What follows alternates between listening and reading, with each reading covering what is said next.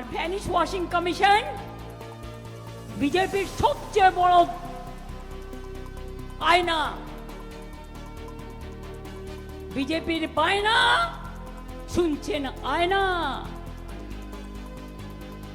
তাই মনে রাখবেন, বাংলাটা একটু অন্যরকম। বাংলা কখনো মাথা নত করে না, করতে জানে না। अंग, बंग और कलिंग तीनों जगह एक पार्टी का शासन होने जा रहा है। ममता दीदी ने हमेशा विक्टिम कार्ड का पॉलिटिक्स खेला है। एक बहुत लंबे अरसे के बाद अंग, बंग और कलिंग तीनों जगह एक पार्टी का शासन होने जा रहा है। बिहार में भी एनडीए का शासन है, उड़ीसा में भी भाजपा सरकार है और अब बंगाल में भी भाजपा सरकार आएगी। ममता दीदी ने हमेशा विक्टिम कार्ड का पॉलिटिक्स खेला है।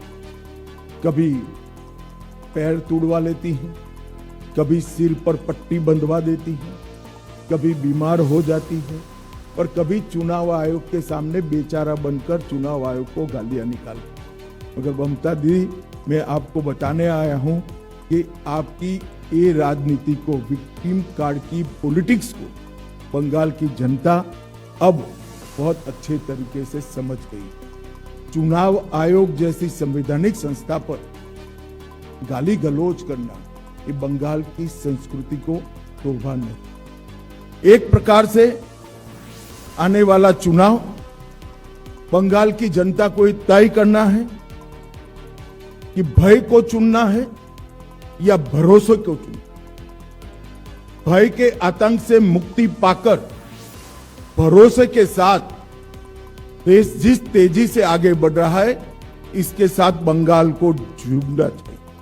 ये जो चार्जशीट है, टीएमसी के 15 साल के काले चिट्ठों का संकलन है।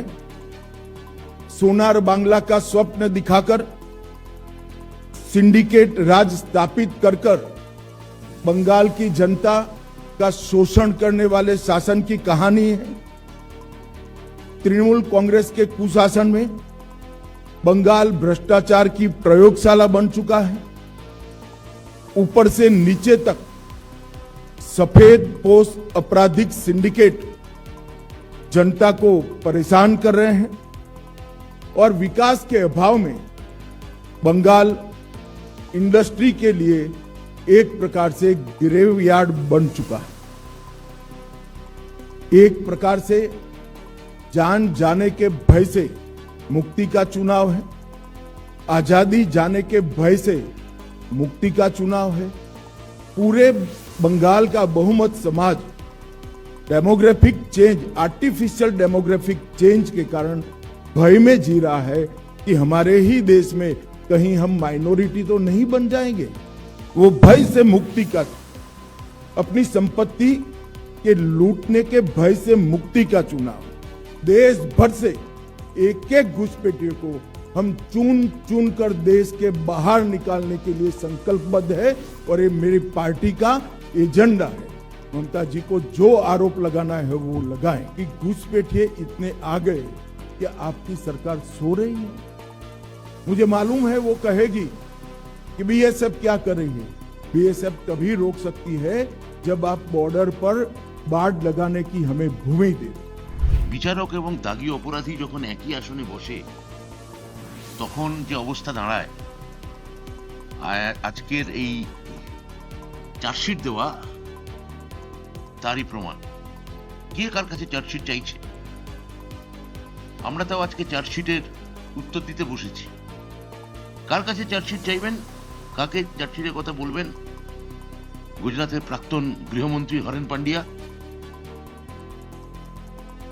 কে কার কাছে চার্জশিট চাইবেন? বিচারক ব্রিজভূষণ লোয়া। মণিপুর নিয়ে একটা কথা বলছেন না কেন? ব্রিজভূষণ নিয়ে একটা কথা বললেন না কেন? উন্নাও হাতরাস এই নিয়ে চুপ কেন? আপনাদের মাথায় কি আছে না আমরা জানি। আপনি বাংলার আইন শৃঙ্খলা সুরক্ষিত করার কথা বলছেন, ভরসা দেওয়ার কথা বলছেন। আমরা ভয়ে কাঁপছি কবে আবার লালকেল্লার সামনে গাড়ি ফাটে। আমরা ভয়ে কাঁপছি কবে আবার সংসদে বিস্ফোরণ হয়।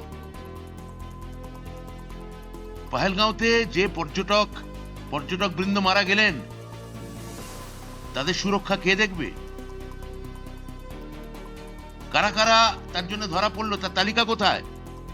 আপনাকে ধন্যবাদ জানাবো যে আপনি আজকে বাংলায় কথা বলেননি। মানে বাংলায় কথা বললে আপনি আবার এই রাজ্য থেকে বেরিয়ে যখন অন্য রাজ্যে যেতেন, অন্য রাজ্যের লোকেরা আপনাকে তাড়া করতো। কারণ বাংলা বললে তো তাড়া করে না অন্য রাজ্যের লোকেরা। রোহিঙ্গা বলে, পুশব্যাক করার কথা বলে, বাংলা বললে থুতু চাটার কথা বলে। আপনি বাঙালিকে অপমান করছেন, বাংলাকে অপমান করছেন। আপনারা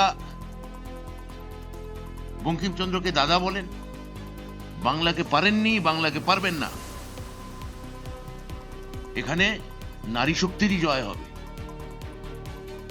এখানে নারী শক্তি, আমাদের নেত্রী মমতা বন্দ্যোপাধ্যায় এই শেষ মুহূর্তে এসআইআর বিরুদ্ধে, এসআইআর নামক শেষ আপনাদের চক্রান্ত, যা বাংলার বুকে, তৃণমূলের বুকে কফিনে পেরেক ঠোকার মতো আপনার আমদানি করেছেন, ওই পেরেক আমরা উপড়ে নেব।